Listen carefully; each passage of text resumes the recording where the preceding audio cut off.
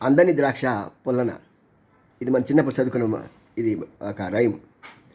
అంటే ఏదైనా సరే మనకి అందకపోతే అబ్బబ్బా అది పులిపోయింది బాబు అని విసిగిపోతారు.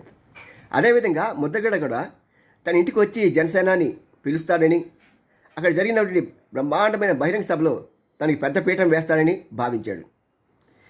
చూసి చూసి చూసి ఎందుకంటే అటు వైసీపీ వాళ్ళే ఇతను పిలవలేదు, తోసిపారేశారు. ఇటు తెలుగుదేశం జనసేన కూడా పెద్ద పట్టించుకోవట్లేదు. అతనిలో ఉన్న అహంభావం పెచ్చి పెరిగిపోయింది. నేనేంటి, నా కాపు సమాజం లీడర్ అయిన నేను వీళ్ళు ఇలా చేస్తారా అని లాస్ట్ మూమెంట్ వరకు వెయిట్ చేసి చివరికి వాళ్ళు పిలవపోయేటప్పటికీ ఆయన ఒక బహిరంగ లేఖ విడుదల చేశాడు. ఏమనంటే, ఇలాగా మీరు నన్ను అవమానపరుస్తారా, నేను సినిమా యాక్టర్ని కాదా, లేకపోతే నాకు కాపు సమాజంలో విలువ లేదా అని ఎవరు చెప్పారండి బాబు? మీకు మీరే చెప్పుకుంటున్నారు మీకు విలువ లేదని. మీరు నన్ను బహిరంగంగా విమర్శిస్తారా అన్నాడు. మీరు బహిరంగంగా చెప్పిన